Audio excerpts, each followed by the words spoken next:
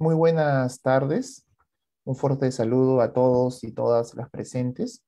Hoy vamos a dar inicio en este momento al evento titulado La política exterior peruana del nuevo gobierno.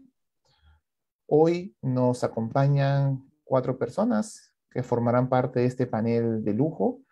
En primer lugar, el embajador Manuel Rodríguez Cuadros, quien además ha sido canciller de la República entre los años 2003 y 2005, presidente del Instituto Latinoamericano de Derecho Internacional y Relaciones Internacionales y recientemente designado representante permanente del Perú ante la ONU. También estará con nosotros Ariela Ruiz Caro. Ella es economista y consultora internacional en instituciones como la Comisión Económica para América Latina y el Caribe, CEPAL, el Sistema Económico Latinoamericano y el Caribe, CELA, y la Asociación Latinoamericana de Integración, ALADI. También ha sido funcionaria de la Comunidad Andina. También estará con nosotros Alan Ferli, quien es profesor de nuestra universidad, ex decano de la Facultad de Sociales y director de la maestría en Biocomercio y Desarrollo Sostenible, también de nuestra casa de estudio. También ha sido parlamentario andino entre los años 2016 y 2021. Y finalmente la profesora Iri Jade, también de nuestra universidad, además coordinadora de Relaciones Institucionales y Proyectos del Instituto de Derechos Humanos de la Católica, miembro del Grupo de Investigación Memoria y Democracia de nuestra universidad y también de la Red Latinoamericana de Justicia Transicional. ¿Por qué resulta importante, a manera de introducción y de justificación, hablar de la política exterior, conversar sobre la política exterior en este momento del Perú? Yo tengo la impresión de que no solamente es porque estamos frente a un gobierno que recién inicia, pues su quinquenio, sino por otras razones que también son importantes resaltar. Desde mi perspectiva, creo que, en primer lugar, el tema de política exterior no fue un tema importante en el debate en la campaña electoral, siendo de gran importancia la inserción del Perú en el ámbito internacional, no fue parte del debate. No conocimos los electores mucho acerca de qué planteaban ambas candidaturas sobre la relación del Perú en el ámbito externo. En segundo lugar, también es cierto que el plan de gobierno de Perú Libre es un plan de gobierno que no incorpora gran parte de los problemas que hay en el mundo de hoy. No incorpora el tema de la pandemia, la dinámica entre China y Estados Unidos, solamente para mencionar algunos. Y por ratos también pareciera, por lo menos en el ámbito de la política exterior, estar algo descontextualizado, ya que por ratos pareciera que se trata de un plan de otro momento, que incorpora debates que probablemente hoy ya no son los más importantes. Cabe señalar que el presidente de la República, que dirige la política exterior, no ha hecho muchas menciones a temas de política exterior, lo cual pues ahonda en su importancia conversar y conocer un poco más sobre este tema. En tercer lugar, también es cierto que en los últimos 2 meses, en un gobierno que recién va a cumplir 2 meses en pocos días, hemos tenido dos ministros de Relaciones Exteriores y también es cierto que parecen existir diferentes grupos dentro del propio gobierno con miradas distintas acerca de la política exterior. En cuarto lugar, en las últimas semanas, y esto sí resulta interesante mencionar, han aparecido o han surgido una serie de temas en materia de política exterior que han sido parte del debate nacional. Puedo mencionar el Grupo de Lima, Venezuela, UNASUR, la relación con Estados Unidos y hace poco nuestro vínculo y nuestra relación diplomática con la República Árabe Saharaui Democrática. Estos debates algunas veces tengo la impresión se llevan de forma inadecuada, incluso demostrando poco conocimiento sobre el tema, lo cual ahonda en la importancia de esta reunión. Y por último, hay que señalar que en 2 días el presidente de la República, Pedro Castillo, estará viajando a México y a Estados Unidos en lo que va a ser su primer viaje internacional. Y creo que ahí también vamos a conocer un poco más acerca de lo que es la política exterior del gobierno peruano. Y creo que este debate va a ser sumamente interesante para entender mejor lo que vamos a ver en los próximos días. El evento tiene básicamente como objetivo analizar la agenda de la política exterior peruana en la actualidad, así como la orientación que viene teniendo el nuevo gobierno en diferentes ámbitos de la política exterior. De ahí la importancia en contar con especialistas que van a poder darnos una mirada en diferentes ámbitos, en el ámbito político, en el ámbito estratégico, en el ámbito económico, en el ámbito comercial, en el ámbito de la integración, en el ámbito de los temas sociales, donde hay una agenda muy interesante para conversar, así como las perspectivas a futuro que se pueden ya comenzar a visualizar acerca de nuestra política exterior. El evento va a tener las siguientes reglas. Cada expositor va a tener entre 15 y 20 minutos para hacer su presentación, y al final van a haber preguntas del público. Yo les recomiendo a los que están viéndonos por el Facebook Live de la Facultad de Ciencias Sociales que pongan sus preguntas dirigidas aquí, y nosotros vamos a recogerlas del Facebook y vamos a trasladársela a los expositores. Vamos a dar inicio a la exposición y para ello vamos a invitar al embajador Manuel Rodríguez Cuadros, quien va a exponer en primer lugar acerca de lo que venimos conversando. Embajador, bienvenido. Muchas gracias, Oscar. En primer lugar, esta es una actividad que tiene que ver con la política exterior. Y antes de desarrollar el tema, yo desearía hacer una suerte de digresión de carácter metodológico, que tiene que ver con el concepto de lo que entendemos por política exterior, que es muy importante cuando hablamos de la política exterior de un país determinado, como en este caso es el Perú. Se tiende a confundir la política exterior con el posicionamiento o con la opinión que se tiene respecto de los hechos y procesos internacionales. Esto último puede ser un buen ejercicio académico o periodístico, pero no tiene mucho que ver con la política exterior. La política exterior es el conjunto de percepciones, principios, definiciones y cursos de acción que tiene y desarrolla un país para promover y realizar en el exterior sus intereses nacionales, maximizando los efectos positivos del sistema internacional en esa búsqueda de realizar y lograr los objetivos nacionales, o en su defecto minimizando las amenazas o los efectos negativos del sistema internacional. Eso me parece que es esencial. Hace unos días leía un artículo en un medio donde se señalaba que la política exterior actual, al hablar de la comunidad andina o de una prioridad latinoamericana, era una política exterior de los 70. ¿No? Eso nos vincula pues a esta conceptualización de método que he señalado hace un rato. ¿Qué es la modernidad en la política exterior? La modernidad en la política exterior no está dada por la manera como evolucionan los hechos y los procesos fuera del Perú, es decir, en el mundo, ni cuál es el debate dominante en el ámbito académico periodístico. La modernidad de la política exterior tiene que ver si la política exterior es por mover intereses con la lectura actualizada de los intereses nacionales de un país. Entonces, ¿qué es lo moderno en el Perú en este momento en política exterior? No es que el Perú tenga una política exterior sobre los principales problemas del mundo, porque esos principales problemas del mundo pueden no corresponder a los intereses nacionales del Perú. Lo moderno es leer los intereses nacionales del Perú en el mundo actual y en base a los procesos de cambio del mundo contemporáneo. En esa perspectiva, la primera caracterización que yo hago de la política exterior del actual gobierno es que constituye un intento de realizar una diplomacia moderna y que corrija ciertas líneas de desorientación de la política exterior de las últimas décadas. ¿Por qué es moderna?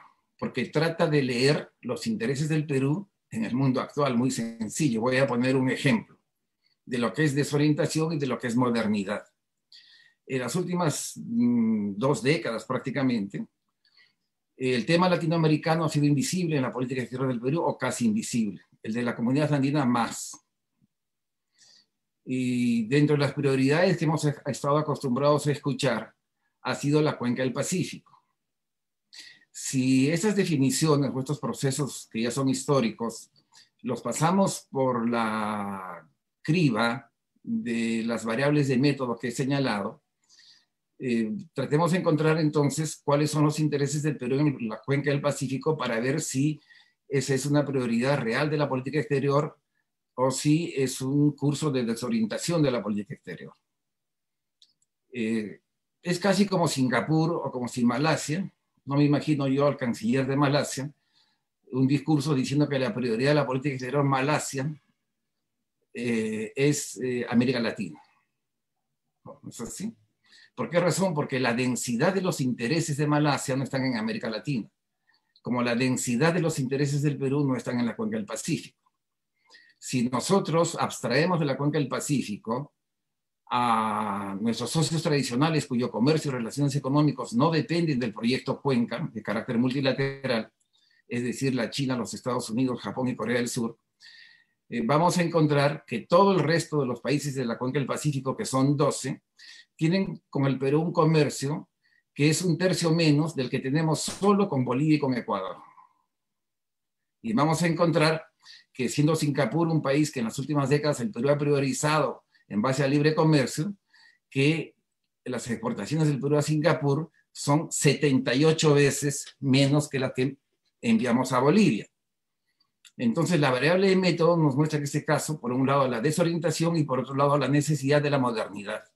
¿Y la modernidad cuál es? Es leer los intereses nacionales del Perú vis a vis el escenario internacional. Y desde el punto de vista económico y comercial, por ejemplo, el Perú es un país con una inserción bastante plural. Es un atributo de la política exterior peruana la diversificación de su inserción económica externa. Nosotros exportamos a la China 29% de nuestro comercio. América Latina es el segundo exportador, si la consideramos como el segundo mercado de exportación, si la consideramos en su conjunto, con 14.7% aproximadamente. Luego viene la Unión Europea y finalmente los Estados Unidos. Es decir, tenemos un comercio en 4 espacios. Y esos 4 espacios entonces tienen que ser los que el Perú priorice en sus relaciones económicas externas y en el diseño general de su política exterior. Es evidente que tenemos que tener una relación económica cada vez más importante con la China, con los Estados Unidos, con Europa y con América Latina. Dentro de América Latina, la Comunidad Andina y la Alianza del Pacífico son 2 de los esquemas de integración en que participamos directamente como asociados, estamos en el Mercosur. Exportamos a los 2 prácticamente lo mismo, 2.400 millones de dólares al año, con la diferencia que en el caso de la Comunidad Andina dobla o triplica prácticamente el componente de calidad de las exportaciones porque al espacio andino exportamos productos manufacturados. Las pymes en el Perú prácticamente dependen del mercado andino y del mercado de los Estados Unidos. Otro signo de desorientación y a la vez de modernidad. Reformar la comunidad andina es modernidad.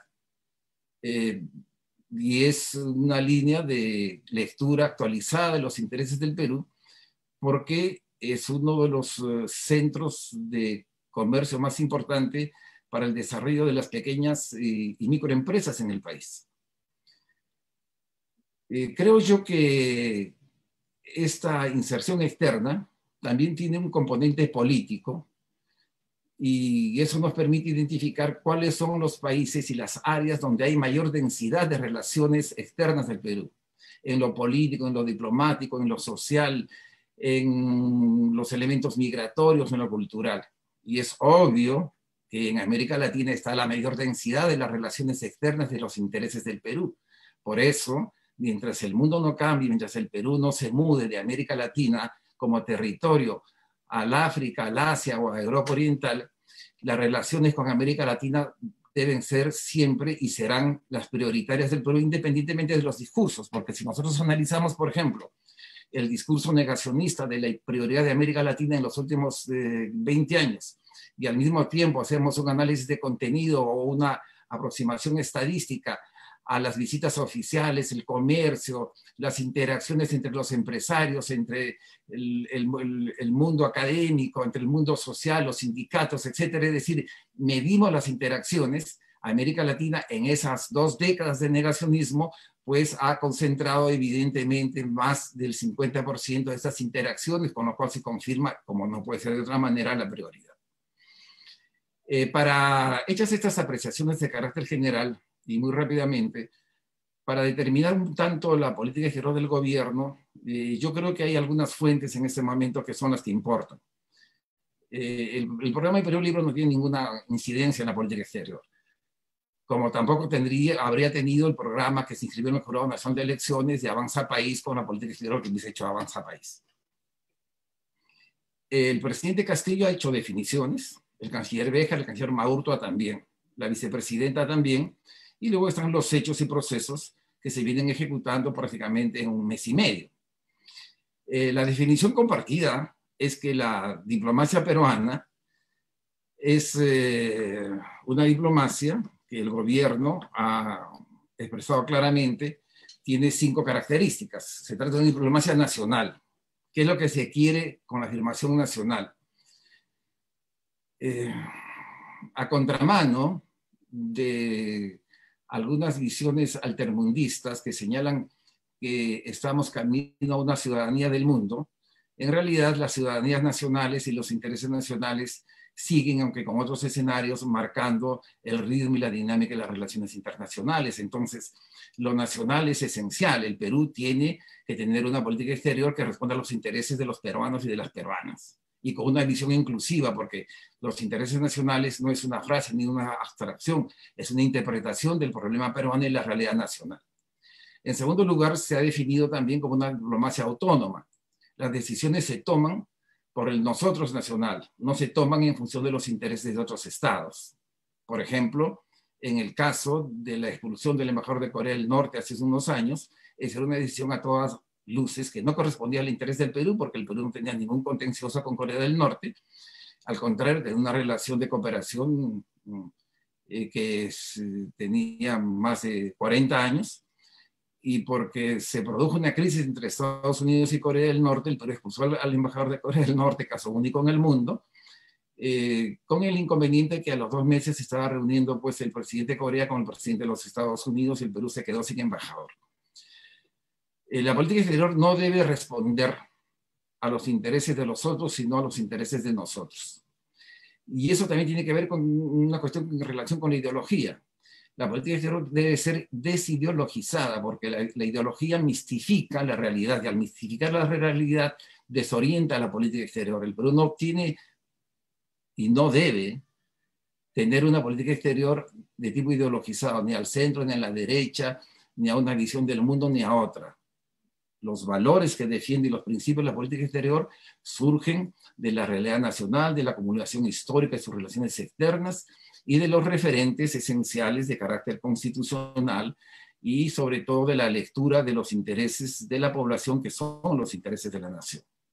En tercer lugar, se señaló que es una política exterior democrática, y eso me parece esencial, porque la democracia y el Estado de Derecho implica una política de respeto a los derechos humanos, y esa definición en el gobierno me parece de la mayor importancia, sobre todo en el debate interno que se ha dado respecto pues, de percepciones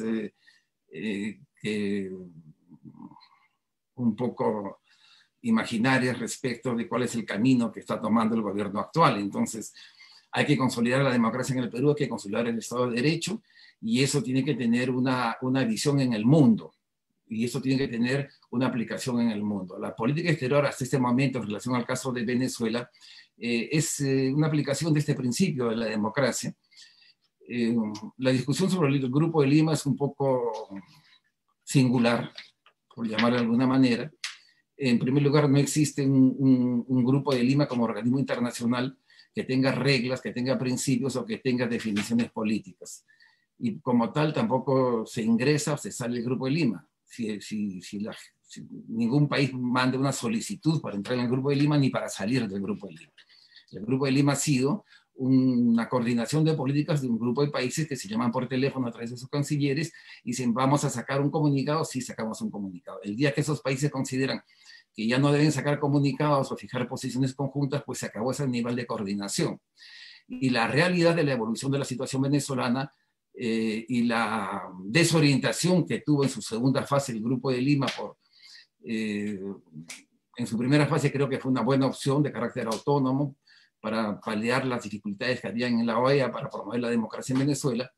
Pero después el presidente Trump aplicó una política exterior latinoamericana muy, muy fuerte, reproduciendo un tanto las dicotomías de polarización de la política interna norteamericana, y a mi juicio dividió artificialmente a América Latina en dos bloques. Como uno de esos bloques o sectores, y creo que se equivocó porque al asumir la política exterior de Trump en el sentido de buscar una solución a partir de la caída del régimen de Maduro, creo que dejó, en primer lugar, de buscar una solución conforme al derecho internacional, porque el derecho internacional excluye como formas de democratizar un país que ha perdido su institucionalidad democrática, el golpe de Estado, la insurrección interna, la intervención extranjera, la desestabilización, la insurrección civil interna, etc. Un planteamiento de decir va a haber una solución en Guatemala negociada, pero primero el gobierno tiene que caer, no era ni viable ni posible y además políticamente equivocado. Por esa razón el Grupo de Lima, cuando evoluciona la situación venezolana, deja de tener sentido y adquiere mayor viabilidad las acciones del llamado Grupo de Contacto, que es también un grupo de países que se reúne cuando desea. Por ejemplo, Chile y Costa Rica eran al mismo tiempo, participaban al mismo tiempo en las declaraciones de los dos grupos, y el Grupo de Contacto, pues en vinculación con Noruega, que tiene una larga historia de participación en negociaciones para solucionar problemas de democracia o problemas con enfrentamientos y guerras internas, como es siempre en esas negociaciones, de manera silenciosa, fueron articulando los elementos que permitieron que la oposición retome la línea de diálogo, lo mismo que el gobierno. Eso también solucionó el problema de la representatividad o no representatividad de Guaidó como un gobierno alternativo, porque el propio Guaidó, al incorporarse a la oposición que dialoga con el gobierno, pues reconoció al gobierno, y el gobierno reconoció a Guaidó como uno de los plurales líderes de la oposición, y entonces desapareció el problema de si Guaidó puede ser un presidente alterno o era un presidente paralelo. La situación actual de Venezuela y del Perú es, en cuanto a la posición peruana, la correcta a mi juicio: apoyar las negociaciones entre el gobierno y la oposición con la finalidad que se solucione el problema a través de elecciones libres, democráticas y justas. Y además esa es la posición de toda América Latina. O sea, América Latina no está dividida en bloques frente al problema venezolano en el momento actual. No hay una América Latina de derecha, una América Latina de izquierda para posicionarse respecto al problema venezolano. Todos los países de la región tienen la misma posición, que es la de apoyar las negociaciones que se están dando en este momento. Hay otros aspectos importantes de la política exterior que se han señalado como características. Quisiera citar dos: el carácter social de la política exterior, que es obvio en un mundo con pandemia y donde derrotar a la pandemia es la primera fase y es el motor de la reactivación económica, que a su vez es la catapulta para luchar contra la pobreza.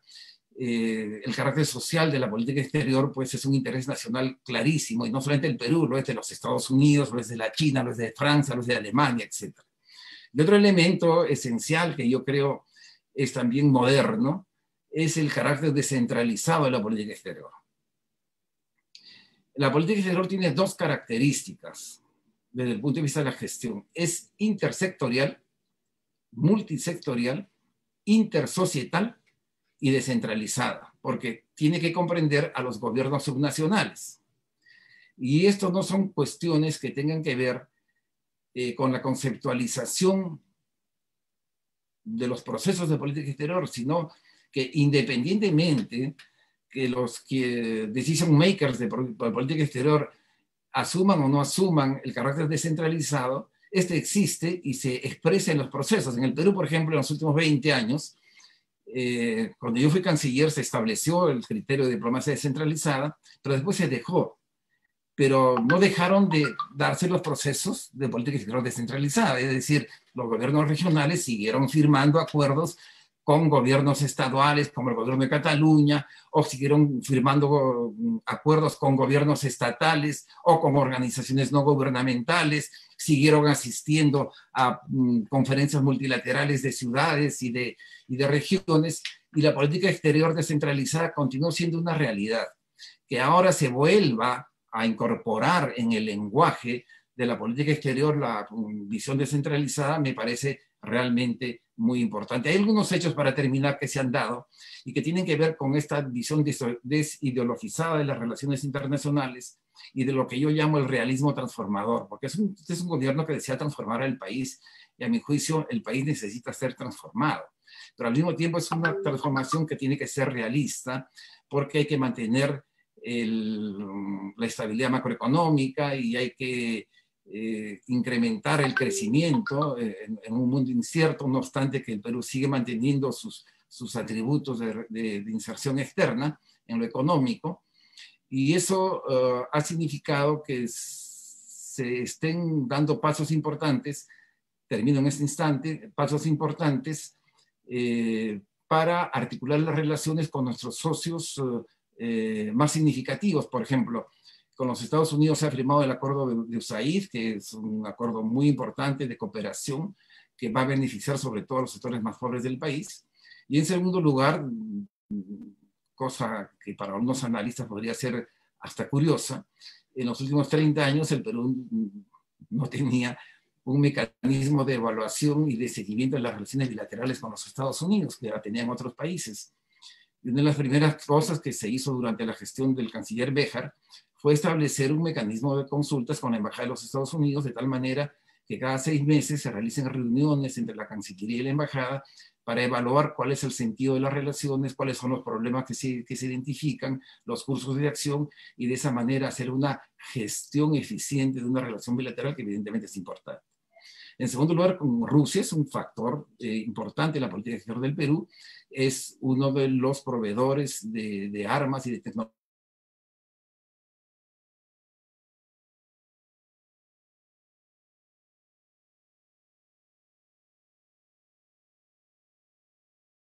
desde el punto de vista de la defensa nacional, que en el enfoque intersectorial es parte de la política exterior, siendo de nuestros interlocutores más importantes. El acuerdo hecho por el propio presidente Castillo para que se fabrique la vacuna rusa en el Perú, pues es un elemento muy importante en esa dirección. Se ha establecido con algunos países limítrofes la necesidad de reactivar los gabinetes binacionales con un enfoque descentralizado y con participación de los sectores sociales. Y la política exterior, creo yo, que irá definiéndose. A mí me pareció muy importante un artículo de Oscar Vidarte, donde se señala que es una política en construcción. En esa política exterior en construcción vamos a encontrar obstáculos, vamos a encontrar probablemente incongruencias, vamos a encontrar probablemente idas y venidas, pero me da la impresión que estamos en el curso de construir una política exterior que es moderna y que además sea peruana. Y para ser peruana, lea adecuadamente cuáles son los intereses nacionales y lea adecuadamente cuáles son las tendencias y estructuras del sistema internacional, porque el savoir-faire, la química, la alquimia, todo esto, consiste en tener una adecuada visión de lo que está pasando en el mundo y una adecuada interpretación de cómo lo que está pasando en el mundo afecta positivamente o negativamente al Perú. Y al mismo tiempo tener una adecuada interpretación de la realidad nacional para aislar cuáles son los intereses nacionales en una visión inclusiva de lo que es el Perú, que no son uno, sino somos todos, y en esta intersección de lo externo y lo interno, encontrar el curso de la política exterior del Perú para el siglo XXI. Muchas gracias. Embajador Rodríguez Cuadros, muchas gracias por su intervención. Antes de dar paso a Ariela Ruiz Caro, informarles y agradecerle al embajador Rodríguez Cuadros por su presencia. Él lamentablemente va a tener que retirarse, pero igual le quiero agradecer personalmente por su presencia esta noche. Muchas gracias, embajador. Muchas gracias a ustedes y sobre todo un saludo a todas las personas que están asistiendo a este evento a través de las plataformas digitales. ¿Y por qué quiero agradecerles a ellos? Porque creo que la política exterior es una variable de la política interna y la política interna es una variable de la política exterior.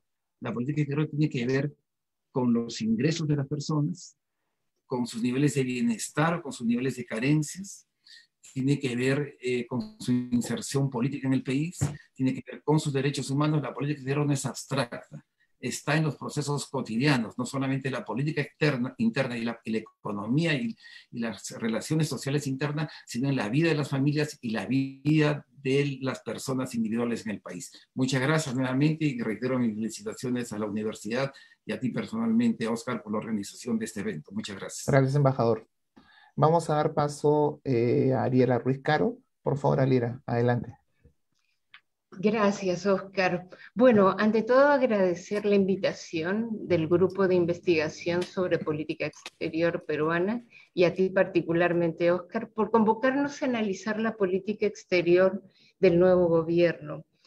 Me parece que es, como dice el embajador Rodríguez Cuadros, es fundamental la política exterior porque es la forma de insertarnos en el mundo y eso determina la política interna y el bienestar y la economía de nuestros países. Todo lo que pasa afuera es determinante de lo que sucede internamente. Tú me pediste, Oscar, que analizara un poco a partir de los discursos, ¿no? Especialmente del canciller Maurtua, los aspectos económicos de, digamos, de los lineamientos que se podrían inferir de la política exterior, el ámbito económico comercial. En realidad no son muchos, es más otros temas tipo derechos humanos, relaciones políticas más que económicas, pero algunas he encontrado. Por ejemplo, se señala que el Perú se encuentra en una apertura permanente para atraer inversiones y comercio a través de los foros internacionales y de los acuerdos bilaterales y multilaterales. Esto es, me parece que está bien, se señala el incremento de las exportaciones que han tenido lugar en los últimos 25 años, han pasado de 6.000 millones de dólares a casi 50.000 millones de dólares este año, y que las embajadas y consulados han tenido un papel sustancial, todo lo cual ciertamente es muy importante. Y sobre los tratados de libre comercio se resaltan los beneficios que nos han traído y que han repercutido positivamente en nuestra economía y principalmente en la agroindustria, en especial en las pymes y mipymes.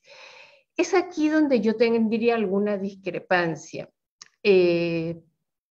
porque yo creo que habría que hacer una revisión del aprovechamiento que han tenido realmente las pymes y las mipymes. Yo creo que es mínimo el aprovechamiento que han hecho de ellos, un poco porque la lógica de los tratados de libre comercio es generar un crecimiento concentrado en en pocos sectores y excluyentes de las mayorías. Esto se podría paliar si hubiera habido un esfuerzo de los gobiernos por, digamos, dar instrucciones, talleres para que las MIPYMES y las pymes aprovechen la apertura del mercado, pero esto no se ha dado. Entonces, pocas empresas concentran las exportaciones, pues porque son las que tienen el acceso a la información y los complejos procedimientos para realizar exportaciones, en particular de los productos agrícolas. Entonces, esta es una tarea pendiente, ¿no? Nuestras exportaciones siguen concentradas en recursos naturales con poco valor agregado, no generan empleo, porque sabemos que no son, bueno, no es que no generen, pero no son intensivas en empleo, como sí son las exportaciones del sector manufacturero, particularmente el textil. Pero si analizamos la evolución de las exportaciones industriales, estas han caído hacia Estados Unidos, hacia la Unión Europea, las que son más intensivas en mano de obra, en empleo, ¿no? Entonces, yo revisaría bien estos beneficios a las MIPYMES. Por otro lado, si bien es cierto que el agribusiness ha tenido un crecimiento dinámico, está concentrado en pocas manos y los agricultores locales, no exportadores, han visto el desplome de sus precios debido a que la demanda de productos agrícolas nacionales está estancada porque se someten a una situación de competencia injusta, ¿no? Donde entra trigo, entra arroz, todo eso se ha abandonado y entran productos subsidiados del extranjero. Entonces hay un deterioro de la calidad de vida, del trabajo de nuestros agricultores rurales, ¿no? Bueno, esto no... y por otro lado, desde que hemos firmado tratados de libre comercio, nuestro déficit se ha revertido, a pesar que se han incrementado las exportaciones, pero en términos de déficit comercial, estos se han incrementado. Hasta antes de los tratados de libre comercio teníamos balanzas comerciales positivas. Después de ello, tenemos balanzas, la mayor parte de los años han sido deficitarios. Pero esto no solo ha pasado en el Perú, pasa en Chile, pasa en Centroamérica y en la mayoría de países que han suscrito tratados de libre comercio, pues nos dedicamos a comprar, ¿qué cosa importamos? Bienes de consumo no suntuarios. Entonces, no tanto bienes de capital. Y finalmente, quienes más se benefician de las importaciones de bienes de capital libres de aranceles son las empresas transnacionales. ¿No? Las grandes corporaciones que las importan de sus propias casas matrices. Entonces, esto yo revisaría, no es para dejar digamos, de considerar los tratados de libre comercio, porque abandonarlos son procesos muy engorrosos, hay que denunciar en el marco de la Convención de Viena, eso tarda mucho, es costoso, pero por lo menos cómo contrarrestar estos efectos que a mi juicio no son negativos. Por ejemplo, la Contraloría General de la República de Colombia ha hecho una evaluación muy, muy dura, ¿no? Donde habla de cómo se ha perjudicado la seguridad alimentaria. Solo el 0,4% de las empresas del país exporta, es decir, es la muestra del comercio más concentrado y 5 productos ocupan el 77% de las exportaciones. Entonces, esto yo revisaría.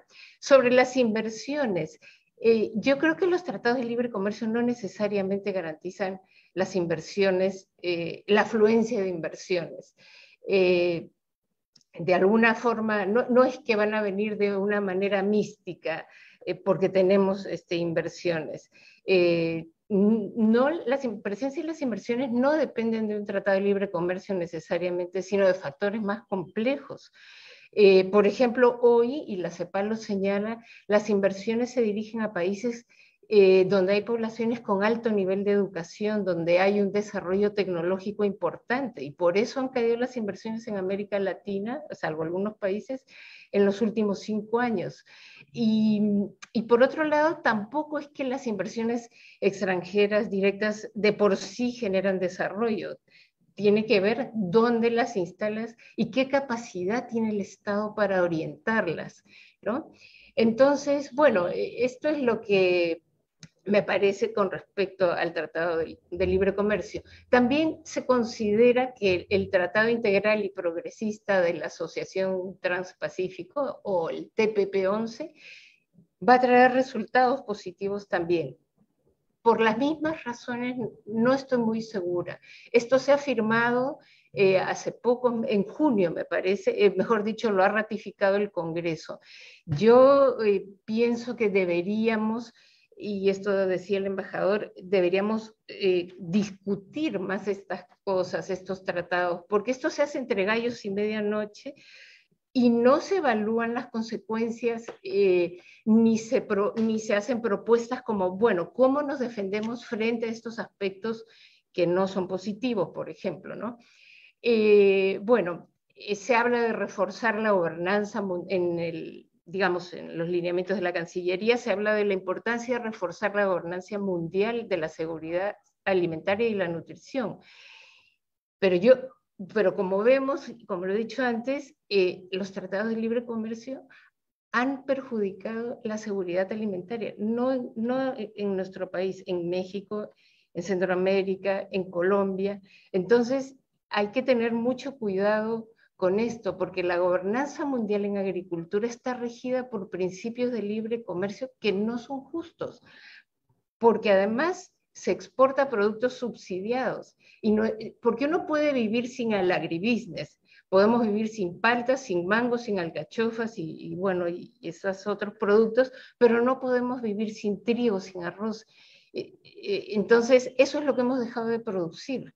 Nos hemos vuelto más dependientes y eso no me parece, en el escenario que hemos vivido de la pandemia, hay ciertas soberanías, hay ciertas autoproducciones o digamos que tenemos que tener autosuficiencia en ciertos sectores claves. Ese es un tema que se puede investigar, ¿no? Luego, sobre pertenencia a foros internacionales, se destacan los beneficios de pertenecer a la PEC, ¿no? Al Foro de Cooperación Económica de Asia-Pacífico, al FOCALAE, que es el Foro de Cooperación de América Latina hacia el Este, a la Alianza del Pacífico. Bueno, todo esto me parece muy bien también porque son una suerte de clubes, asociaciones, no son tratados internacionales, ¿no? La Alianza del Pacífico no es un tratado internacional, es un acuerdo marco, que por otro lado, a mí me parece que no fue una estrategia, digamos, nuestra, sino que respondió al objetivo de debilitar. La Alianza del Pacífico fue creada en 2011. A mí me parece que tuvo como objetivo debilitar a la CELAC, que fue creada en 2010, 2011, ¿no? También a la UNASUR y sobre todo darle un tiro de gracia a la comunidad andina, porque luego Mercosur, cuando quería relacionarse ya no existió la comunidad andina, era la Alianza del Pacífico. Entonces, yo soy un poco crítica, sí, de la Alianza del Pacífico porque no me parece, además, si vemos la composición de los países miembros de la Alianza del Pacífico, que son Perú, Chile, Colombia y México, solo México tiene, digamos, en este momento, que con un gobierno de izquierda populista, digamos, por calificarlo de alguna manera, porque la diplomacia también es política, ¿no? En el buen sentido, es el único país que tiene, digamos, un presidente que tiene más de 50% de respaldo. Pero hemos visto Chile haciendo una nueva constitución, vemos la crisis en Colombia y vemos cómo nuestro país ha sido tan golpeado durante la pandemia. Somos el país con mayor número de muertes. 1 de cada 166 peruanos ha muerto. Entonces, o sea, el segundo país, o sea, Brasil tiene menos de la mitad del número de muertes que tenemos nosotros por millón de habitantes, que es lo relativo, ¿no? Entonces, no me parece que hemos sido presentados como unos pumas en la alianza, en las pumas del crecimiento, pero nuevamente, ¿qué tipo de crecimiento? Un crecimiento excluyente, y por eso se explica Chile, se explica Colombia, se explican nuestros resultados en la pandemia, en fin. Bueno, creo que se me está acabando el tiempo, pero quería terminar diciendo, hablando sobre un tema que me parece muy importante, ¿no?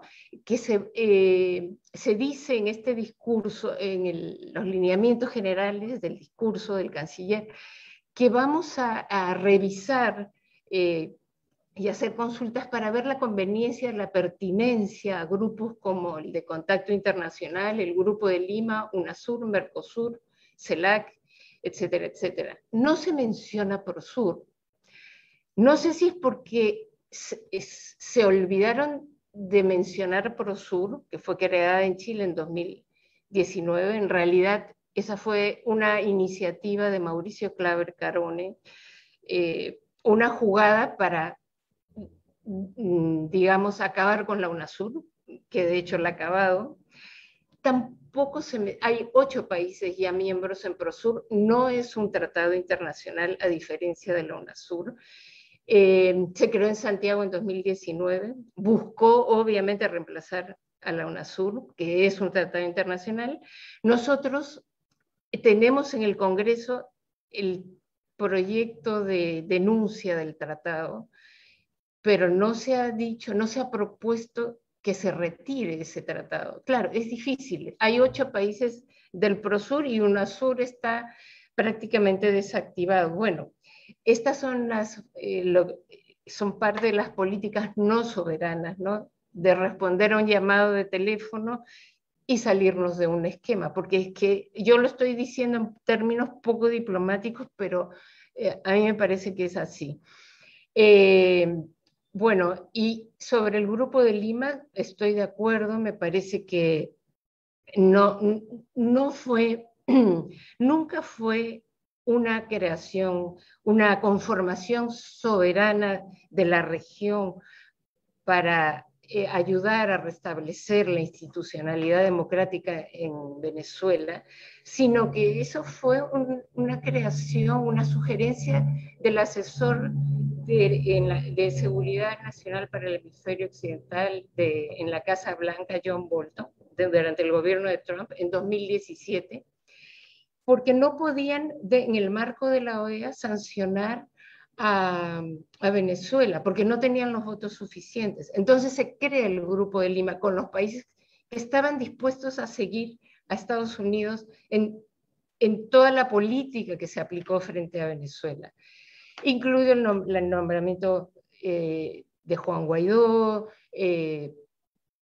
la operación Gedeón, que fue una operación militar de estas empresas militares que se contratan y que intentaron dar un golpe, los embargos, o sea, desde el Grupo de Lima en 2019 se firmaron comunicados exhortando a las Fuerzas Armadas de Venezuela a que desconocieran al presidente. A mí me parece que eso es inadmisible. Y por otro lado, en el Grupo de Lima, la oposición venezolana era parte del Grupo de Lima. Entonces, ¿cómo podía ser un organismo juez y parte? No podías intermediar con el gobierno, con un gobierno que desconoces. O sea, de partida era un organismo inviable. Pero como dice el embajador Manuel Rodríguez, no es un tratado internacional, no hay que retirarse. Argentina retiró, sí, anunció, envió una carta y dijo que se retiraba, pero otros como México dejaron de participar simplemente. Santa Lucía se retiró hace como 3 semanas, anunció que sí y que iba a restablecer relaciones diplomáticas con el gobierno Maduro y retirar al embajador de Juan Guaidó. Y finalmente, creo que no toda América Latina apoya las actuales negociaciones que tiene Venezuela en México, con intermediación de Noruega y la presencia de Rusia y los Países Bajos. Iván Duque acaba de señalar que cualquier negociación con Maduro terminará en una tragedia que generará más hambre y miseria al pueblo venezolano. Y hay otros, los presidentes de las comisiones de relaciones exteriores de los parlamentos de Lituania, de Estados Unidos y de muchos países van en la misma línea. Si no hay elecciones presidenciales inmediatas, ellos no apoyan el proceso de diálogo, que tienen que estar condicionadas a las elecciones presidenciales inmediatas. Sabemos que el 21 de noviembre hay elecciones regionales y municipales, y que la Constitución de Venezuela prevé un referéndum revocatorio a medio mandato, que sería en el 2022. Entonces, dejar que las cosas sucedan, pero yo no veo una posición unánime en América Latina en el apoyo a estas negociaciones, que es entre venezolanos al amparo de su Constitución y supervisada y con la venia de Estados Unidos, la Unión Europea y Canadá. Bueno, muchas gracias, Oscar. Es todo. Gracias, Ariela. Hemos venido conversando acerca, gracias a la presentación de Ariela Ruiz Caro, acerca de temas comerciales en materia de inversión. También, complementando al embajador Rodríguez Cuadros, hemos hablado de algunos espacios multilaterales en los cuales el Perú participa y que tienen importancia para nuestros intereses. Siguiendo esta línea, pues ahora vamos a conversar con el profesor Alan Ferli acerca de un tema que ha adquirido, como venimos hablando, gran, pero gran importancia para la política exterior en estas últimas semanas, y es el rumbo del Perú en materia de integración. Alan, por favor, adelante.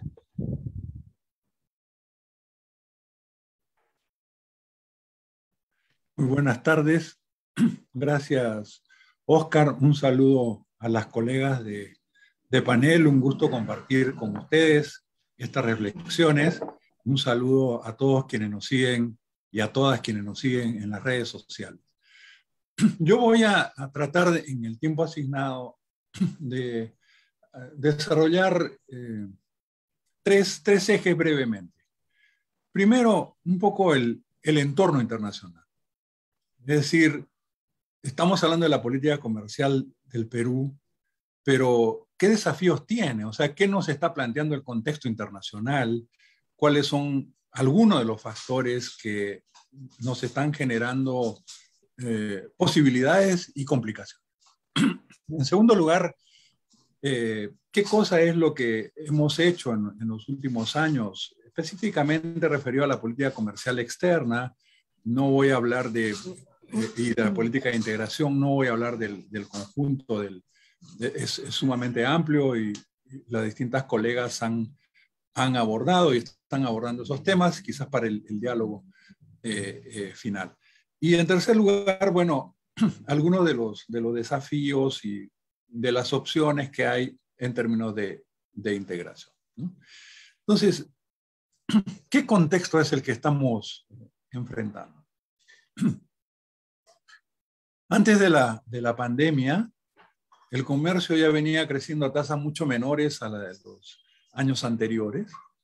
El dinamismo del comercio y la inversión extranjera directa disminuyó después de la crisis del 2008 y es un punto de inflexión. Pero no es solamente esa disminución o ralentización también de las cadenas globales de valor, sino también una crisis del multilateralismo, una fragmentación de la gobernanza mundial, un debilitamiento de la OMC, retirar a algunos actores del Acuerdo de París, los conflictos y desacuerdos entre China y Estados Unidos, debilitamiento del regionalismo, ¿no? Una fragmentación de las reglas de comercio que han impulsado arreglos bilaterales, regionales, plurilaterales o megaprocesos regionales, ¿no?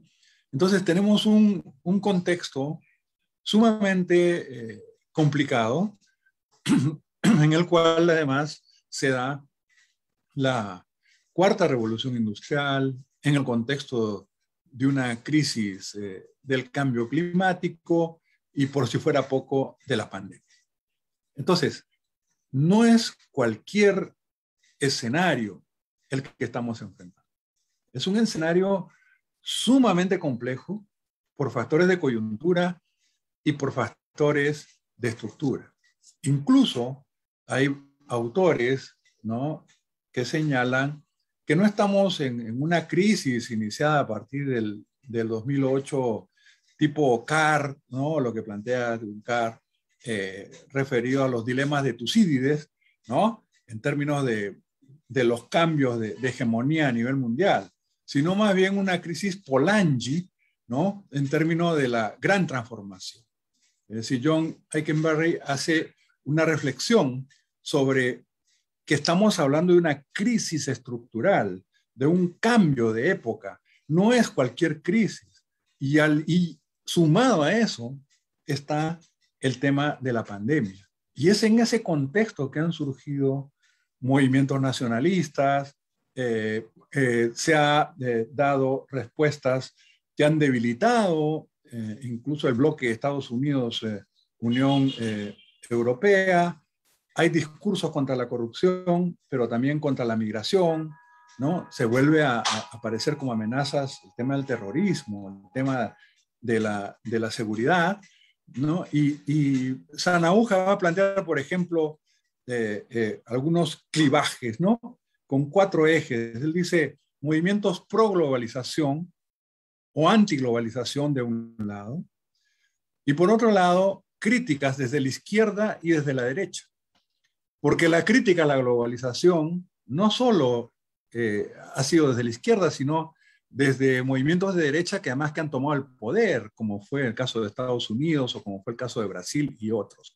Entonces, uno puede tomar allí, no hay tiempo, pero digamos, me parecía sugerente esa clasificación de 4 cuadrantes, donde puede uno tomar una tipología de tendencias, de escenarios posibles de lo que podría ocurrir. Entonces estamos hablando de un contexto sumamente complejo. Entonces, ¿el Perú qué va a hacer en ese contexto? ¿Cuál es la política del Perú que debería afrontar el cambio tecnológico, los compromisos frente a los desafíos del cambio climático? ¿Qué hacemos frente a estas tensiones entre China y Estados Unidos?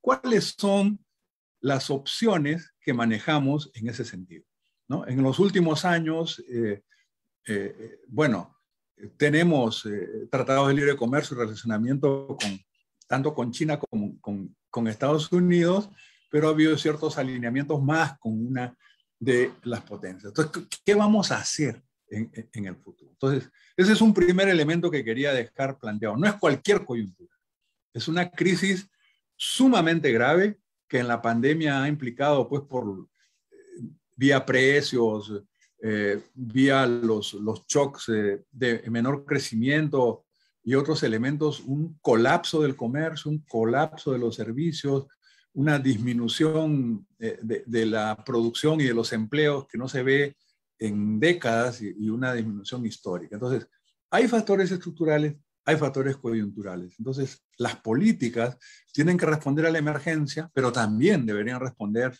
a esos factores de largo plazo, esos factores estructurales, con medidas que se podrían ya ir asumiendo desde este momento.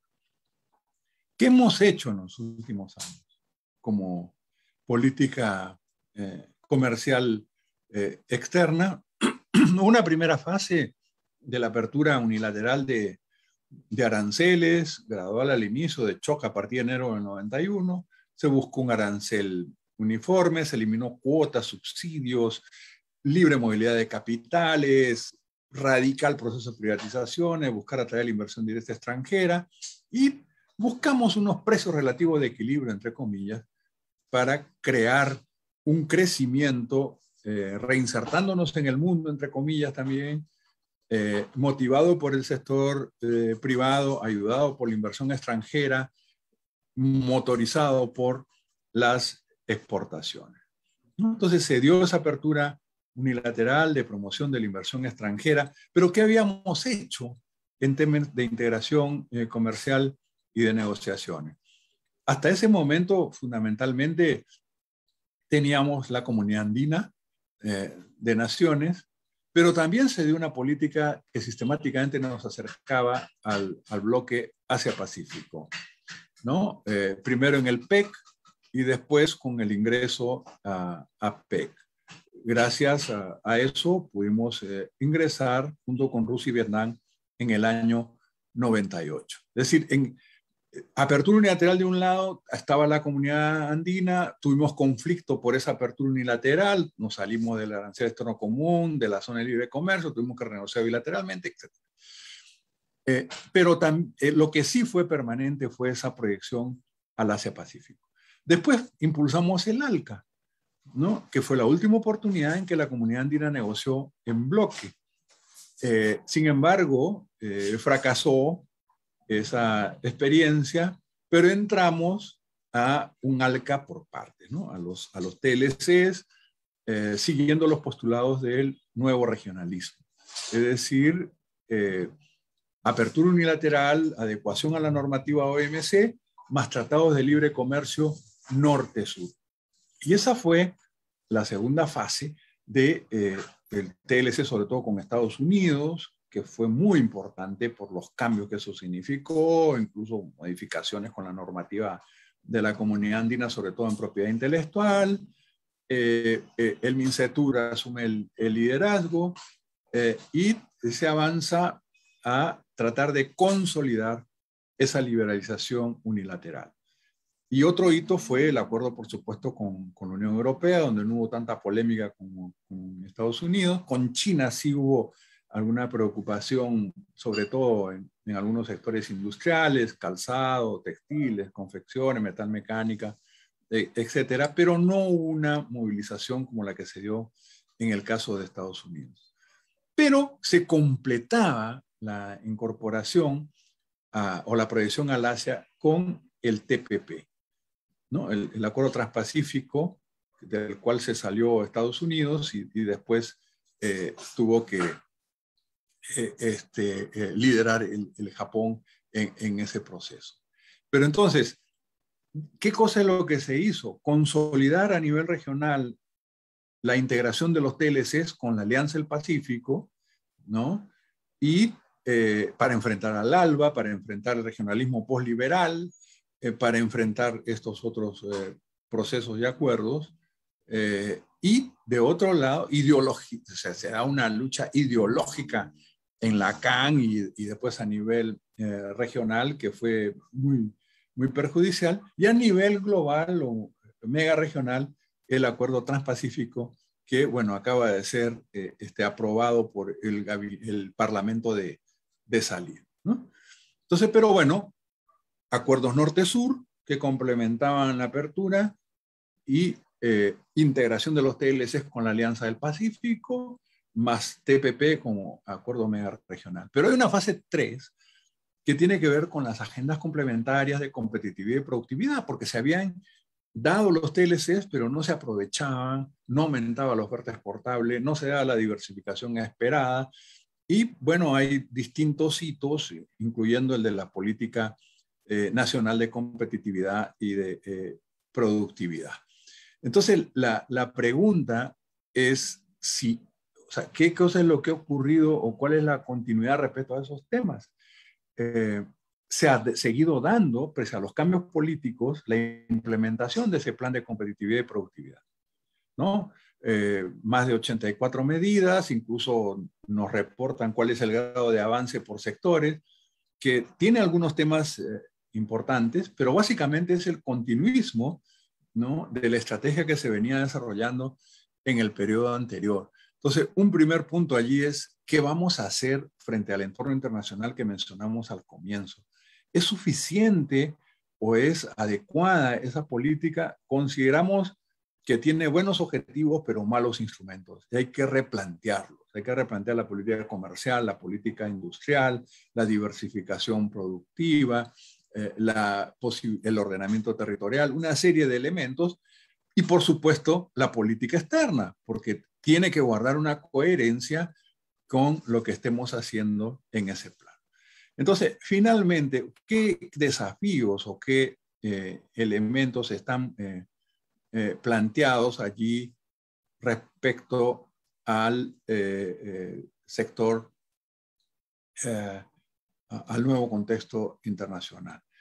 Frente a la crisis, bueno, cada país aplicó un conjunto de políticas unilaterales, pero algunos esfuerzos se hicieron a nivel coordinado. Sobre todo reaccionó mejor Centroamérica que la Comunidad Andina o la Alianza del Pacífico, pero hay una desglobalización selectiva, hay mecanismos de reshoring o nearshoring que plantean la posibilidad también de realineamiento de las cadenas de valor en el hemisferio que tenemos que ver y por supuesto una integración pragmática, inteligente, flexible que busque enfrentar esta situación, tanto la emergencia sanitaria como políticas de crecimiento que contribuyan a este elemento. Tenemos que fortalecer el comercio interregional, que es históricamente bajo, más bajo incluso en la Alianza del Pacífico, pese a todo el boom o el auge que tuvo, sobre todo a nivel mediático, necesitamos enfrentar este nuevo entorno. Entonces la integración regional aparece como algo, como un instrumento, pese a la crisis que tiene, a un instrumento importante para buscar un mayor relacionamiento entre nuestros países, buscar poder avanzar en estrategias de convergencia entre los distintos acuerdos comerciales regionales, promover las cadenas regionales de valor, promover la facilitación del comercio, promover la complementariedad productiva y políticas comerciales e industriales en temas de ciencia y tecnología, buscar responder a la emergencia sanitaria. Hay un conjunto de elementos posibles de cooperación en la industria farmacéutica y en otros instrumentos que permitan avanzar en ese sentido. Y, por supuesto, poder desideologizar las relaciones. Me parece que lo central allí es poner por delante los intereses nacionales. Hay acuerdos que ya están tomados, aprovechar los acuerdos, corregir eventualmente si hubiera algo que modificar, pero sobre todo promover la complementariedad, la convergencia entre acuerdos de integración, sobre todo en Sudamérica, entre la Comunidad Andina, entre la Alianza del Pacífico, el Mercosur, y buscar espacios sudamericanos y otros ámbitos multilaterales. Pero pensamos que entonces que así como en la respuesta a la emergencia es importante la reactivación, enfrentar la pandemia, se tienen que tomar en cuenta estos elementos estructurales donde la integración juega o puede jugar un rol muy importante, un rol fundamental en ese sentido. Por eso es que es clave que podamos avanzar, podamos crear mecanismos de consenso en ese sentido, y que la política externa esté ligada a una estrategia de desarrollo integral que nos permita dar una respuesta adecuada a este complejo escenario global en el que estamos en este momento. Muchas gracias. Muchas gracias, profesor Alan Ferli. Vamos a dar paso a la profesora Irijabe, pero antes mencionar que uno de los temas que ha adquirido particular importancia en la narrativa, en el discurso, en estos últimos 2 meses de la política exterior, es el elemento social.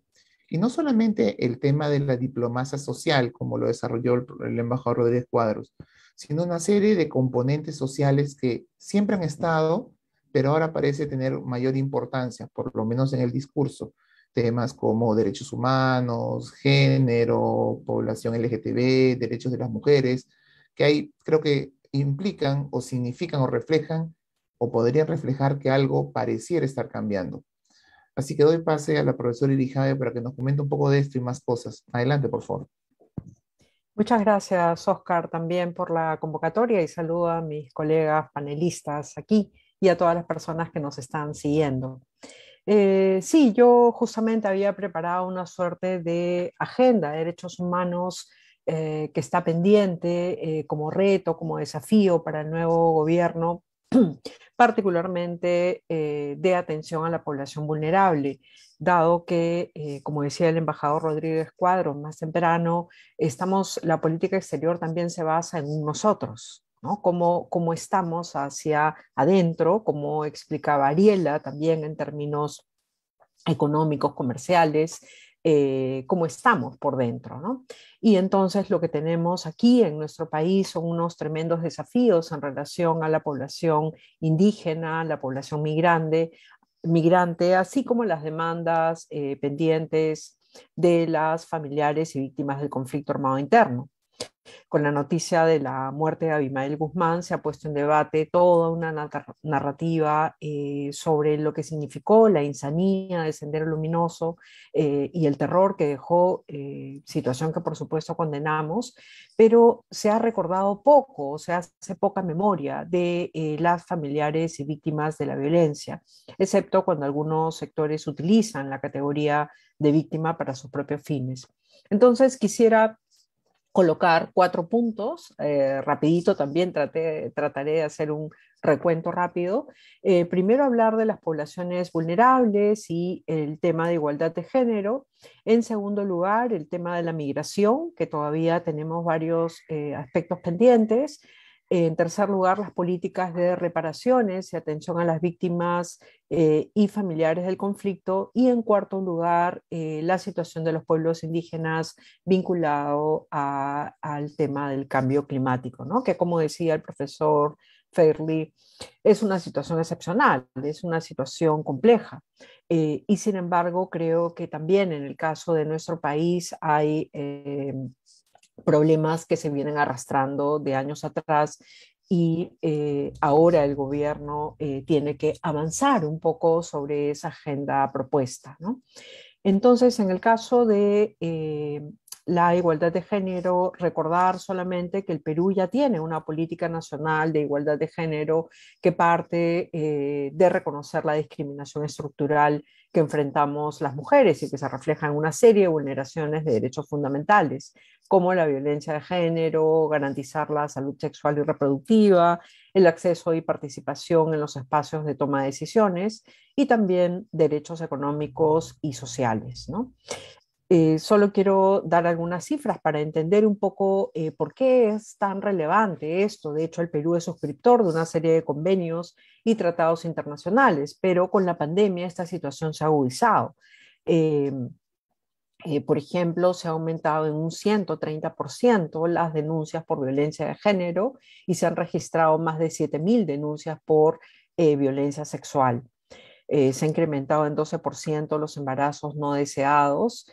Y entonces lo que tenemos también es una disminución en la tasa de actividad femenina de empleo, ¿no? Donde se calcula que se ha disminuido en un 12.7%. Entonces lo que tenemos por delante es enfrentar una serie de patrones socioculturales discriminatorios que privilegian lo masculino sobre lo femenino, refuerzan la desigualdad de los roles entre hombres y mujeres y postergan la visibilidad de la comunidad LGTBI.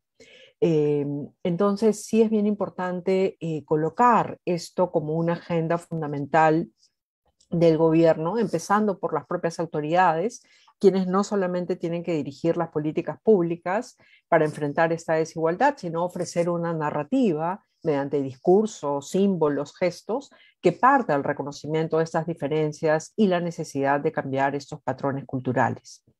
En segundo lugar, como había dicho, me voy a referir al tema de la migración.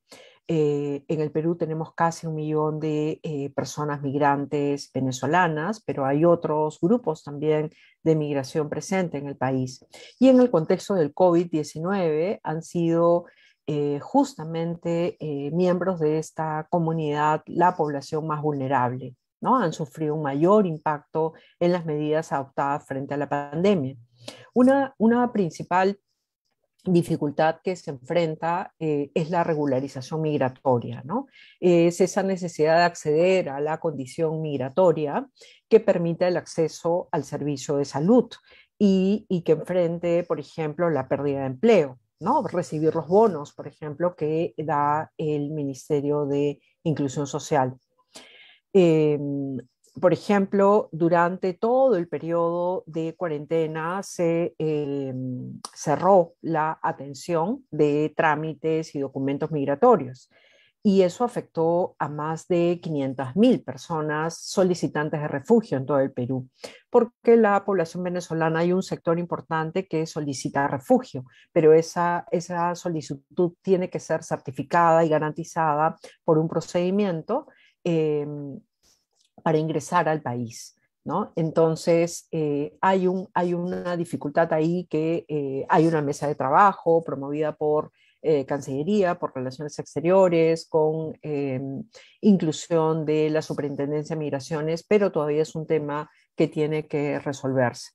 El otro gran tema con la población migrante es el acceso a la vacuna, ¿no? O sea, el Ministerio de Salud ha señalado que se garantiza una vacunación universal a toda la población, sea migrante o no. Sin embargo, algunas personas migrantes, al no contar con el carnet de extranjería, porque tienen dificultad para poder regularizar su calidad migratoria, no tienen un documento que les permita acceder al proceso de vacunación. Entonces, aquí también hay un nudo que hay que resolver. El Perú también es suscriptor de obligaciones internacionales en materia de derechos humanos, y recientemente el relator especial de las Naciones Unidas sobre el tema de movilidad humana ha hecho un llamado a los estados para velar que efectivamente las medidas de protección social puedan llegar a todas las personas que se encuentran en condición de migración.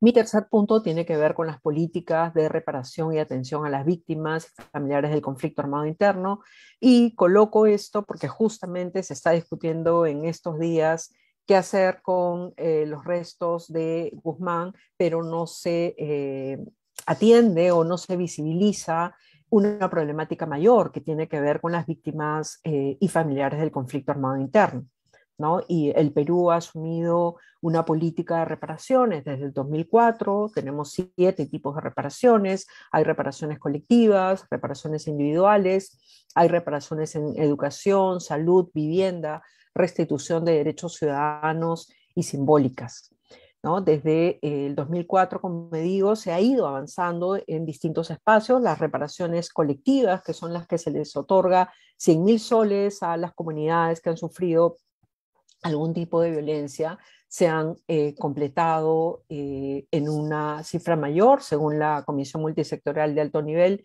Al 2019 se habían otorgado reparaciones económicas a 85.975 personas, entre ellas familiares de personas asesinadas, familiares víctimas de desaparición forzada, víctimas con discapacidad o de violencia sexual, ¿no? Y las reparaciones colectivas habían avanzado al 58.2% del universo de comunidades inscritas en el RUP. Sin embargo, la implementación de la política de reparaciones, como sabemos, no puede ser analizada solo bajo indicadores económicos, más aún si hablamos de víctimas que llevan esperando más de 30 años, ¿no? Hace falta pensar también cómo se entiende la reparación desde las propias víctimas, cómo las reciben, ¿no? Porque la reparación en realidad es una respuesta del Estado, es un reconocimiento del Estado a la afectación sufrida, ¿no? Pero sobre todo un reconocimiento a su condición de ciudadanas.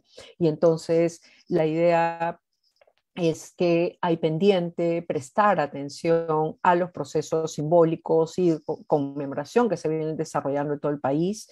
Hay una cantidad de lugares y sitios de memoria. En una investigación reciente hemos contado 133 lugares y sitios de conmemoración en todo el país, de distinto tipo, placas recordatorias, memoriales, parques, etcétera, impulsados, la mayoría de ellos, por los propios familiares, ¿no? En Lima tenemos el LUN, el lugar de la memoria, en Junín tenemos el del Panahuasi, pero lo que todavía falta es articular todo esto en una política nacional de memoria.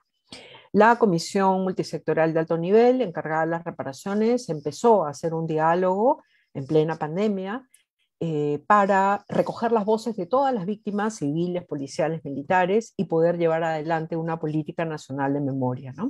Eso está en proceso de construcción y va a estar acorde también con otras políticas y planes de memoria que han desarrollado otros países donde también han vivido una situación de conflicto, como Argentina, Chile o Colombia.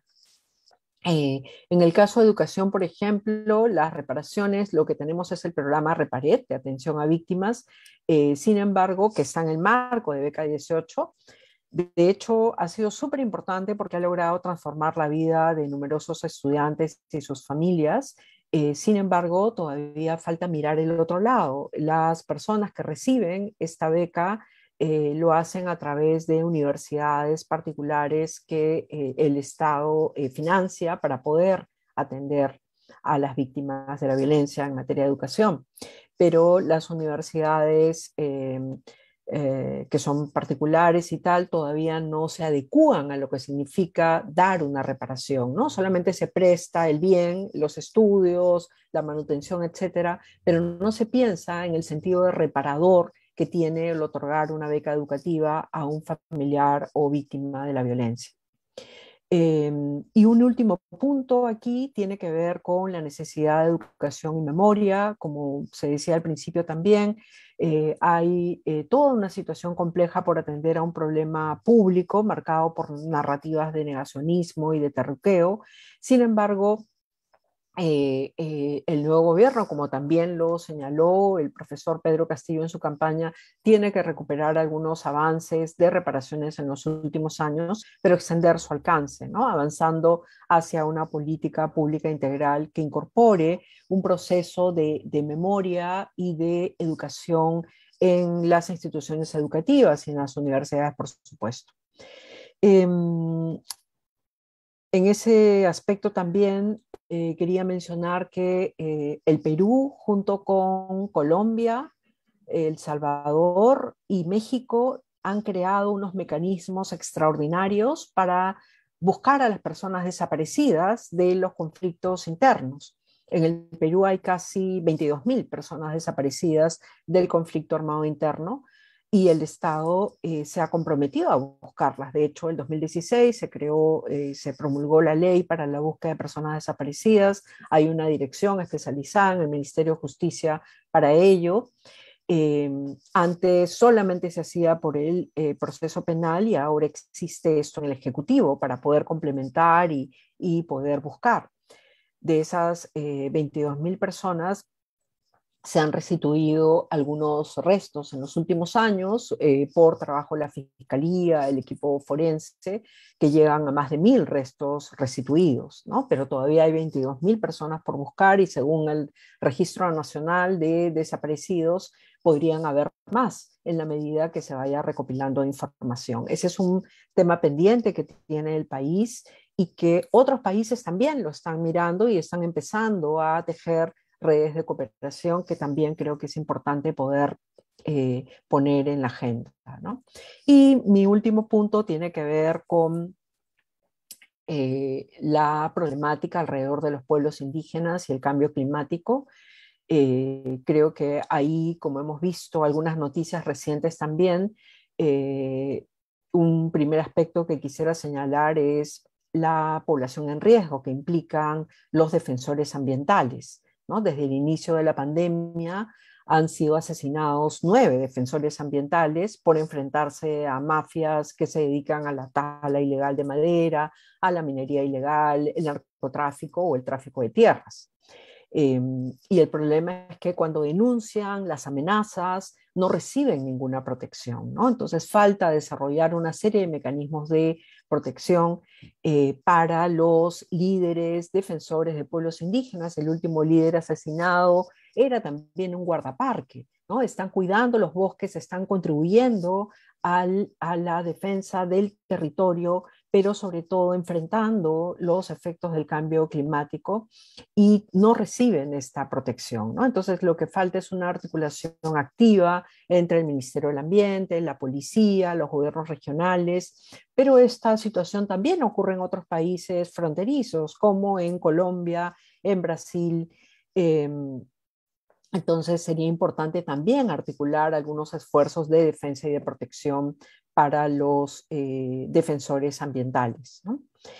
El problema de esto es que no solamente pone en riesgo sus vidas, sino que inhibe a otros líderes de la región a defender o intervenir en la lucha contra las actividades delictivas, ¿no? El segundo tema tiene que ver con el COVID-19, con los efectos que ha dejado la pandemia, cómo ha afectado a los pueblos indígenas. Se ha documentado un alarmante estado de vulnerabilidad en la que se encuentran pobladores de comunidades indígenas, entre otras razones debido a la carencia de servicios públicos que van desde agua y saneamiento hasta información. ¿no? En un contexto de desinformación como el que tenemos ahora, es fundamental proveer de forma oportuna mecanismos informativos para que la mayor cantidad de población sepa el valor de la vacuna o por qué es importante hacerlo, pero también hay que priorizar el acceso a la vacunación, es decir, desplegar brigadas, conseguir accesos efectivos para llegar a todos los habitantes de los pueblos indígenas. Eh, y un último punto que tenía aquí en relación a los pueblos indígenas es el impacto diferenciado del cambio climático. En el Perú ha aumentado la deforestación y actividades como la agricultura y la minería sin la debida regulación de las entidades estatales, ¿no? Todavía sigue pendiente de la protección de estos territorios, continuar con la titulación de tierras, por ejemplo, que es uno de los compromisos pendientes que asumió el Perú en la COP por el cambio climático. Y más aún si hablamos de mujeres, son las mujeres las que reciben el mayor impacto, pues son ellas quienes asumen las tareas productivas, pero también del cuidado de los hijos, del cuidado del hogar, ¿no? Y entonces son doblemente vulnerables, son el soporte a través de sus conocimientos y las tradiciones. Es verdad que han desarrollado una serie de recursos, hay una serie de organizaciones también de mujeres indígenas que están enfrentando la situación y sin embargo se requieren todavía que las medidas de mitigación y adaptación que fueron comprometidas por el Estado peruano se puedan concretar, ¿no? Que se implementen y que avancen. Creo que la idea de colocar una agenda de derechos humanos más allá de estrategias concretas es fundamental que esa agenda también vaya de la mano con las prioridades que quiere colocar el Estado peruano frente a su política exterior. La agenda de derechos es una agenda que ha avanzado en todo el mundo, en nuestra región, pero al mismo tiempo también avanza una serie de actores que se oponen a esos derechos, que los cuestionan o que pretenden colocar corrientes negacionistas respecto de la vacuna, respecto de la historia reciente y respecto del enfoque de género, ¿no? Entonces creo que es fundamental también tejer una cooperación y una colaboración con los otros gobiernos en esta materia y poder afirmar una agenda de derechos que contemple una integralidad desde la mirada del gobierno peruano, ¿no? El que tenemos por delante. Bueno, ahí lo dejaría. Muchas gracias. Gracias, profesora Iris Jave. Bueno, la profesora Jave ha hecho un balance bastante interesante acerca de la agenda que tenemos abarcando múltiples temas de interés social, el género, la migración, los pueblos indígenas, el tema de las víctimas del conflicto armado interno, el tema climático, realmente una agenda que es rica, extensa, compleja, y creo que hemos entendido un poco más de todo lo que se tiene que hacer, o lo que se debe hacer, o cuál es el camino a seguir. Vamos a entrar en la fase de preguntas. Yo tengo un set list de preguntas. Tengo 2 preguntas para cada uno de ustedes y voy a pasar uno por uno. Y voy a comenzar primero en el orden que hemos realizado el evento. Primero con Ariela Ruiz Caro. Y tengo 2 preguntas, básicamente, para Ariela Ruiz Caro. La primera está vinculada con... Usted ha tenido un análisis crítico, bastante crítico sobre el libre comercio. Un análisis crítico muy interesante, muy profundo. ¿Cuál sería o cuál debe ser el camino a seguir, un poco viendo esto en perspectiva hacia el futuro? Y lo pregunto porque cuando uno lee al gobierno, por ejemplo, el presidente Castillo en su mensaje a la Nación de 28 de julio ya no hablaba, como sí lo dice su plan de gobierno, ya no habla de renegociar o desconocer los TLCs. Digo textualmente lo que dice el plan de gobierno. Ahora habla de adecuar los TLCs a los intereses del país. No me queda claro muy bien qué es esto, pero podría ir en la línea de lo que usted está diciendo. Así que, ¿cuál podría ser ese camino? Un poco también a la luz de lo que ha dicho nuestro gobernante. Y la segunda pregunta está vinculada también con un tema que mencionó en su presentación, y es acerca del futuro o por dónde puede ir la Alianza del Pacífico.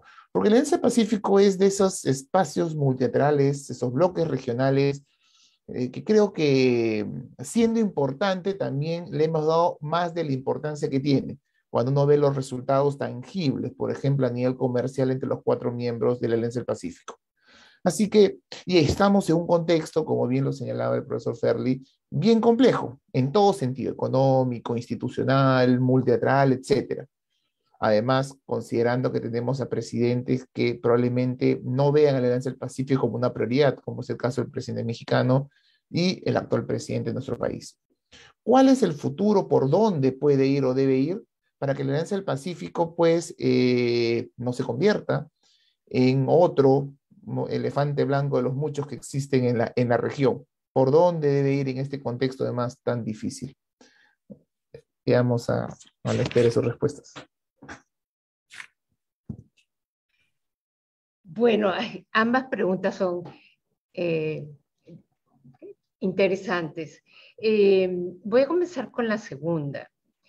Yo la verdad es que no le veo mucho sentido a la Alianza del Pacífico.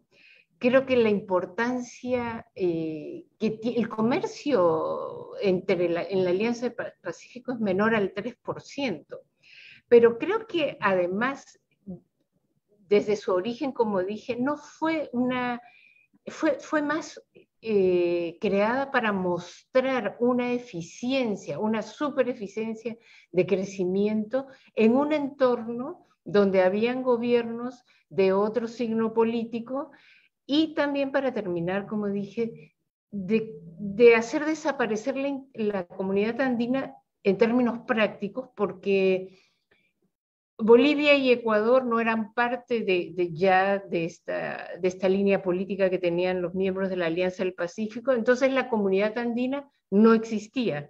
Era la comunidad andina partida en dos. Entonces creemos la Alianza del Pacífico y de paso nos mostramos como los países que crecen, que efectivamente crecían entonces, frente a los países que protegían la industria textil, como era en Argentina, como era, en fin, esa época del 2010-2011. Entonces, hacia futuro, yo no le veo futuro, sobre todo si analizamos cuáles son las perspectivas electorales en Chile y en Colombia. No me parece que sea una prioridad, porque es una vitrina, no tiene carne. Hay proyectos de residuos plásticos, de programas de becas, no le veo yo no le veo futuro. Eso es lo que diría respecto a esa pregunta. Y la segunda, yo dije, no se puede negar hoy los tratados de libre comercio. Eso es una realidad, ya los tenemos. Denunciarlos no tiene sentido. Yo simplemente digo, cuando se dice los tratados de libre comercio nos han dejado resultados muy positivos, sobre todo a las pymes y MIPYMES, simplemente digo no. Para mirar hacia adelante tenemos que mirar bien cuáles fueron los resultados, y los resultados de los tratados de libre comercio no han sido óptimos, ni siquiera satisfactorios, diría yo, ni en términos de inversión extranjera, porque la inversión extranjera se dirige básicamente a los recursos naturales, y ahí se van a dirigir o se hubieran dirigido con TLC o sin TLC, porque para eso teníamos una ley de inversión extranjera que es la que está incluida en el Tratado de Libre Comercio, solo que ahora lo hemos convertido en un tratado internacional, y teníamos los tratados bilaterales de inversión, con lo cual tenían todas las garantías, podían demandarnos en el CIADI. Así que para eso no había tratados de libre comercio, no hacía falta tratados de libre comercio. Además, los minerales entraban sin impuestos a los países desarrollados, porque eran los interesados. Más bien, con los tratados de libre comercio, no hay límites en la extracción, porque, bueno, hay un conjunto de libertades donde hacen que no sea sostenible esa explotación. Y bueno, pero ¿cómo adecuarlos? Yo digo, simplemente, Alan mencionó los programas de competitividad y diversificación productiva. Yo creo que el Estado tendría que tener una mayor presencia para hacer partícipe a las MIPYMES y pymes que no han tenido ningún beneficio, por el contrario, ellas no participan o en todo caso son subcontratadas, con lo cual se da un esquema de, digamos, de una concentración de los que ganan y las chiquitas que nunca pueden exportar directo. Entonces, hacia futuro, ya que los tenemos, yo no firmaría, yo no hubiera firmado, yo no hubiera ratificado ese TPP-11 en el Congreso. Me parece increíble que se haya hecho en el medio de un cambio de gobierno, casi entre gallos y medianoche. Eso me parece que en el Perú no puede pasar. Y por eso la importancia de este tipo de debates, porque hay que difundir, bueno, está en discusión este tema, y discutirlo y bajarlo a la sociedad, porque hay que deselitizar, si la palabra existe, la política exterior y todo lo que tenga que ver con tratados internacionales, porque tienen un rango mayor que la Constitución. Eso sería, Oscar, gracias. No, muchas gracias. Profesor Alan Ferli, de la misma forma tengo dos preguntas. La primera está relacionada con algo que usted dijo. Usted dijo que la política exterior debe adecuarse a una política comercial que haga frente al nuevo contexto, este contexto complejo, difícil que usted ha desarrollado. Bueno, la pregunta es, ¿cómo debería hacerlo? ¿De qué forma la política exterior se puede adecuar? Me imagino que eso puede estar relacionado con los espacios de integración o las prioridades en materia de integración que tiene, las prioridades que tiene también a nivel bilateral y a nivel extra regional. Me imagino que por ahí va la línea. Entonces quisiéramos conocer un poco más al respecto. Y la segunda pregunta está también vinculado a lo que usted mencionó, y usted habló de la crisis del OMC, de la Organización Mundial de Comercio.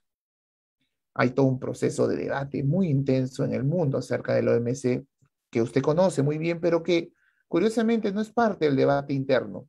Yo no escucho mucho de ese debate en el Perú acerca del OMC, siendo un organismo que tiene mucha importancia en la regulación de las relaciones comerciales entre los países. Entonces, ¿qué está pasando y cuál debe ser la posición del Perú al respecto? ¿Cuál es, por lo menos para conocer por dónde debe ir la posición del Perú en torno a un tema tan importante y tan complejo y tan desconocido también en nuestra sociedad? Profesor.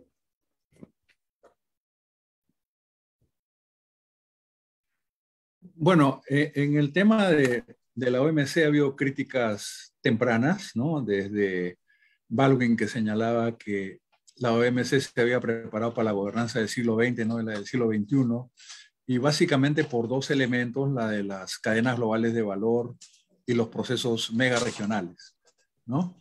Pero después hemos tenido nuevos temas, o sea, el tema digital, los aspectos de comercio electrónico, y hay nuevos elementos que están en debate actualmente que no necesariamente han pasado por la OMC y se agudizó, por supuesto, con la política bilateral o unilateral de Estados Unidos, felizmente ya un poco en revisión, por lo menos referido al multilateralismo. Y de otro lado estaba el tema de la proliferación de acuerdos comerciales regionales, ¿no? Donde lo que se planteó fue la multilateralización de esos acuerdos comerciales regionales para que no hubiera un conflicto con la OMC. Entonces ahí hay toda una agenda muy importante donde lamentablemente nuestros países no han tenido posiciones coordinadas, conjuntas, articuladas. El Perú es partidario del multilateralismo, como son varios de los países de América Latina y también de la PEC y otros foros. Entonces, ahí creo que abrió un espacio para construir algunas coordinaciones en términos de lo que se podría hacer en ese ámbito. Ahora, respecto a la política comercial, a la política industrial, este vínculo entre política doméstica y política exterior, ¿no? De hecho, ya la Cancillería jugó un rol fundamental en los años 90 en el ingreso a PEC, ¿no? ese rol lo jugó Cancillería. Después, con la creación del MINCETUR, es que asume un conjunto de funciones y lidera el proceso. Pero Cancillería tiene la representación en Ginebra de la OMC ante organismos multilaterales.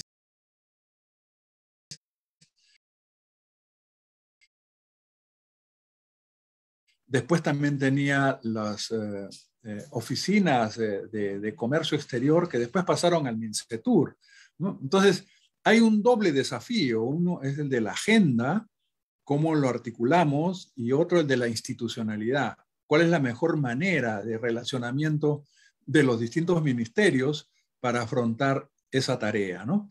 Entonces, en ese sentido, yo creo que hay elementos positivos, pero insuficientes, malos instrumentos en lo que se ha planteado en la agenda de competitividad y productividad.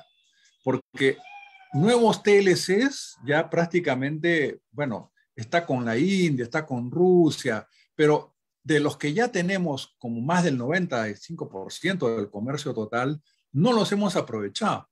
No por culpa de los TLCs, sino por limitación nuestra de oferta exportable. Entonces, el desafío es fundamentalmente interno en ese sentido, porque los costos principales de los TLCs los habíamos asumido ya con la apertura unilateral.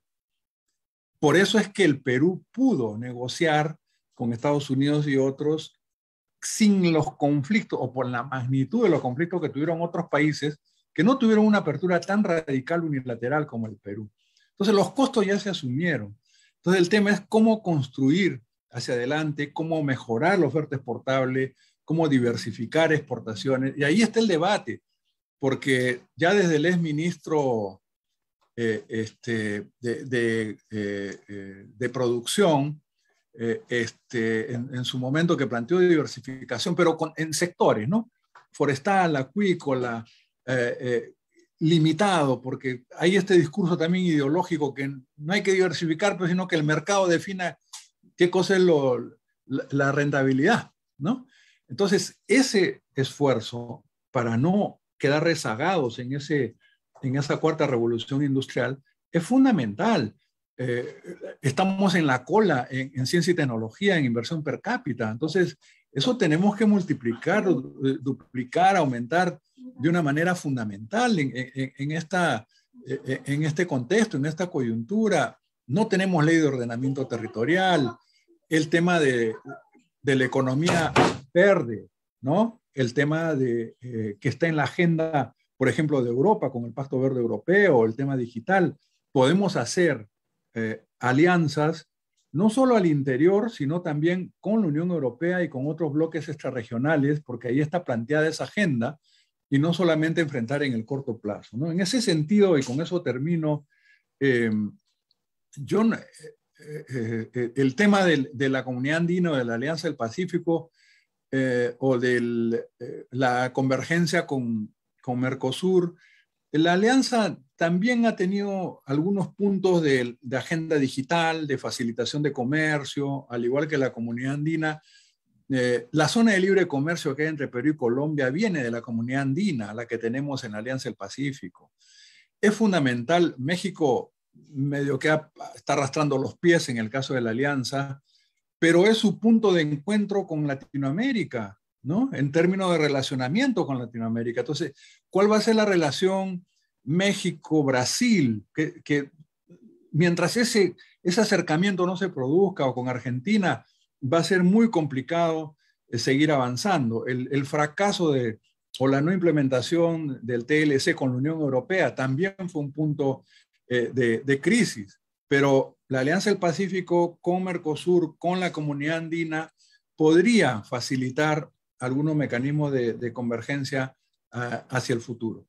Pero no, o sea, ¿cuál es la agenda de esos acuerdos de integración? No puede ser solamente la negociación, porque ya tenemos eso. El tema es cómo se incluyen estos nuevos aspectos que no se están abordando suficientemente en la OMC, y eso implica no solo la convergencia en Sudamérica, sino relacionamiento con China, con los BRICS, y una cooperación internacional fundamental que requiere una estrategia integral y diferenciada, cosa que todavía no la estamos impulsando. Muchas gracias, profesor Alan Ferli. Y finalmente, también tengo dos preguntas que creo que son dos preocupaciones en realidad que tengo y se las quiero transmitir a la profesora Iris Jave. La primera es, a mí me preocupa que parte del discurso que estamos viendo en el nuevo gobierno, que hace énfasis en una serie de temas que usted ha desarrollado en su presentación, finalmente sean parte de eso solamente, de un discurso, de una narrativa, que creo que nosotros ya hemos visto en otros tiempos. ¿Qué hacer al respecto? ¿Qué podemos hacer al respecto? Por ejemplo, hay un tema puntual que se ha mencionado y que lo mencionó el ex canciller Héctor Béjar, el tema del acoso laboral, el acoso, pues, que existe casos de acoso laboral, casos de acoso, pues, sexual en la Cancillería en los últimos tiempos. Solamente como un ejemplo. ¿Qué podemos hacer? ¿Qué debemos hacer? Y el segundo tema, pregunta, preocupación, está vinculado directamente con el tema migratorio. Y es que en los últimos 5 años hemos visto muchos cambios acerca del tema migratorio, sobre todo pensando en la población venezolana, que ya es casi alrededor de 1 millón de personas en nuestro país. Y ha habido muchos cambios, y todos los cambios han ido hacia mayor restricción, mayores piedras, mayores dificultades para que migrantes venezolanos puedan llegar, pues, a nuestro país. Y además de una serie de aspectos que usted ha desarrollado. Incluso creo yo que hemos visto un proceso de securitización de la migración. Y la migración ha terminado convirtiéndose en un tema de seguridad y no un tema humanitario, que creo que es lo principal. Pues considerando eso, ¿vemos cambios o vemos alguna luz en el horizonte que nos brinde en nuestra política exterior, en el gobierno actual, que nos brinde una esperanza de que algunas cosas de eso van a cambiar en la línea que usted ha desarrollado? Gracias por las preguntas, comentarios. Creo que sobre lo primero, lamentablemente, los discursos que se sustentan en determinadas narrativas a veces solamente se quedan en eso, ¿no? Creo que es fundamental. Tú preguntabas qué es lo que podemos hacer frente a eso para que no se queden solamente en discursos. Creo que una cuestión fundamental tiene que ver con la vigilancia, ¿no? Si somos actores en la sociedad civil, hay que ejercer la vigilancia social, ¿no? Desde la academia, escribiendo, opinando, comentando, desde instituciones sociales, organizaciones sociales.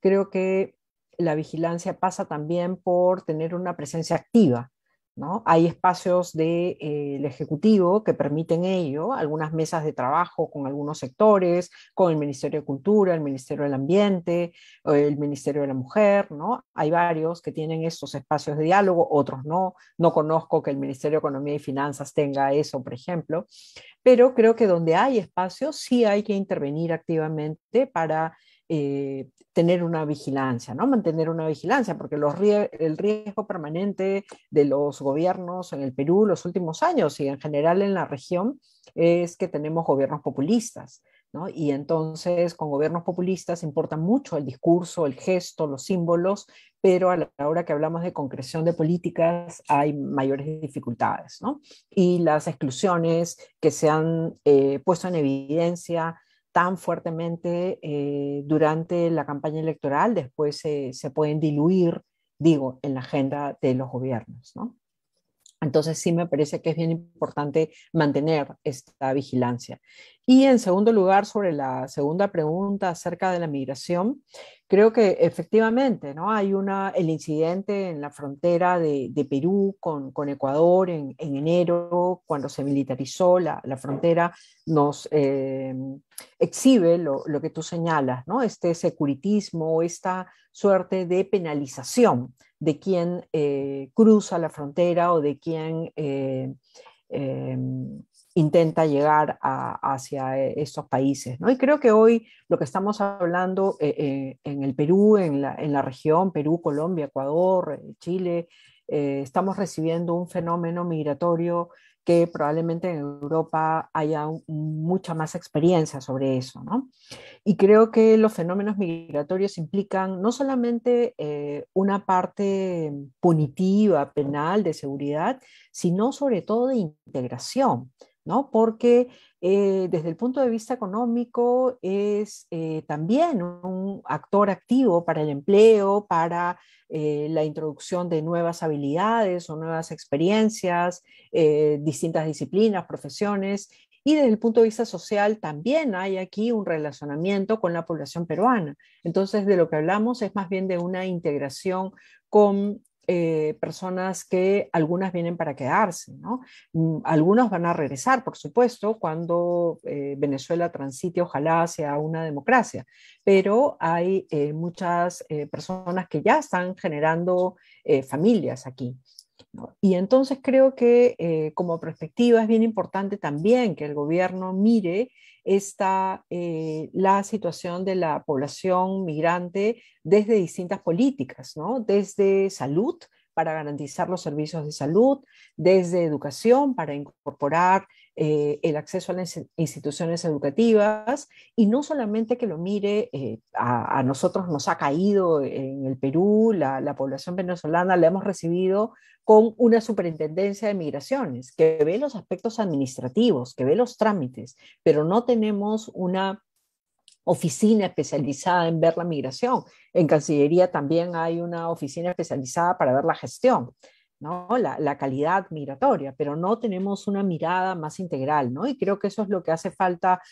Sé que, por ejemplo, en el Ministerio de Salud se ha abierto una oficina para empezar a mirar a la población migrante desde los temas de salud.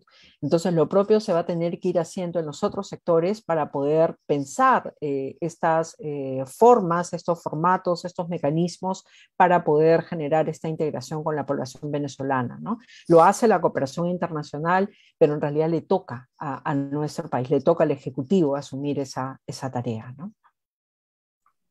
Muchas gracias, profesora Irija. Yo quiero agradecerles a todos y todas, al embajador Rodríguez Cuadros, quien se tuvo que retirar temprano, a la profesora Ariela Ruiz Caro, al profesor Alan Ferley y a la profesora Iri Jave por su presencia. Creo que hemos logrado cumplir los objetivos, hemos entendido un poco la agenda, esta agenda pues diversa, compleja en nuestra política exterior, pero también hemos entendido un poco lo que está haciendo el gobierno y un poco hacia dónde se debe ir en estos temas tan diversos y tan importantes para los intereses del país.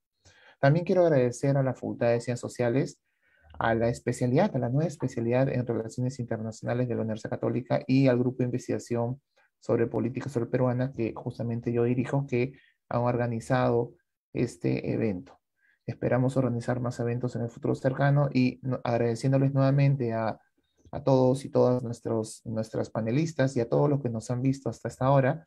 Nos despedimos. Muchas gracias. Hasta luego.